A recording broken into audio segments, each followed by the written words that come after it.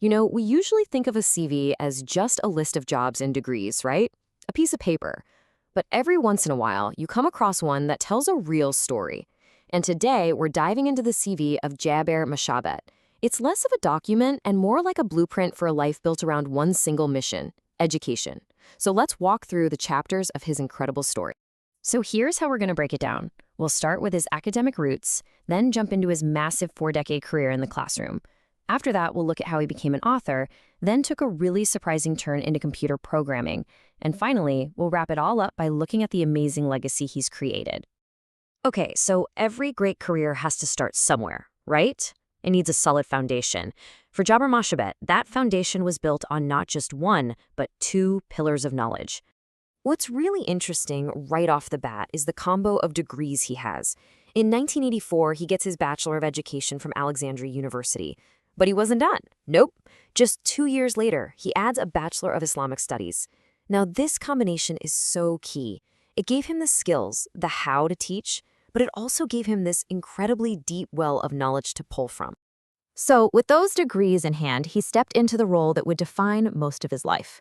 A role that he would stay in for an almost unbelievable amount of time. Just look at that number, 40. Let that sink in for a second. That's not just a number on a page, it's a statement.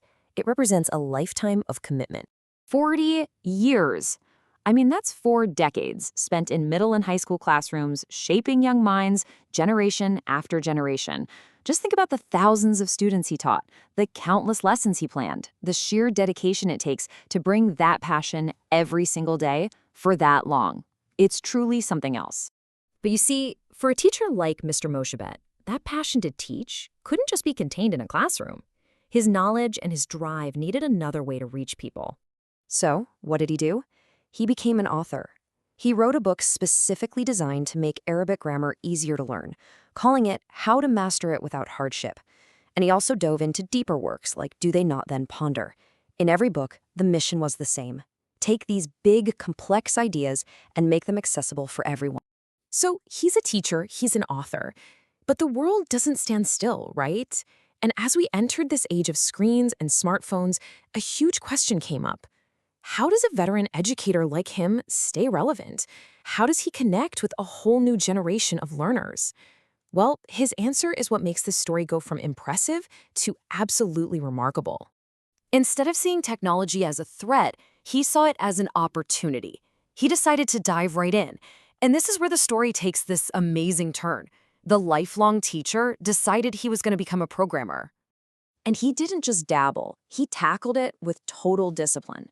First, he took basic computer courses to get the fundamentals down. Then, he specifically taught himself the programming language Visual Basic. Why? All for one single purpose: to build his own educational software from scratch. And the results? They were just incredible. He didn't just learn to write a little code. He built a whole suite of custom programs focused on his exact areas of expertise. He created software for Arabic grammar, for rhetoric, even for explaining really complex classical texts. He basically poured 40 years of teaching experience directly into these digital tools he built himself. And he didn't even stop there. He went all in on the modern digital world. He started a YouTube channel called the Arabic Grammar Channel. He launched his own website, and he started connecting with people on Facebook. The strategy was simple but brilliant. He went to where the students already were. So, when you take a step back and look at the whole journey, from the classroom to the printed page, all the way to computer code, what does the legacy of a lifelong educator like this actually look like? You can see this incredible evolution. He started out as the scholar, building that foundation of knowledge. Then he spent decades as the teacher in the classroom. From there, he evolved into the author, sharing his wisdom in books. And finally, he became the innovator, using modern technology to make sure that knowledge wouldn't just survive, but thrive. His story just shows us that the tools can change completely, from a chalkboard to a book to lines of code, but the mission, that core purpose, can stay exactly the same. It's just a powerful story about adapting for the sake of your passion. And that kind of leaves us with one final thought. The story of Jabber Mashaabat really pushes us to think about what being an educator truly means today. Is it about mastering one way of doing things? Or is it about having the courage to constantly learn new ways to share what you know?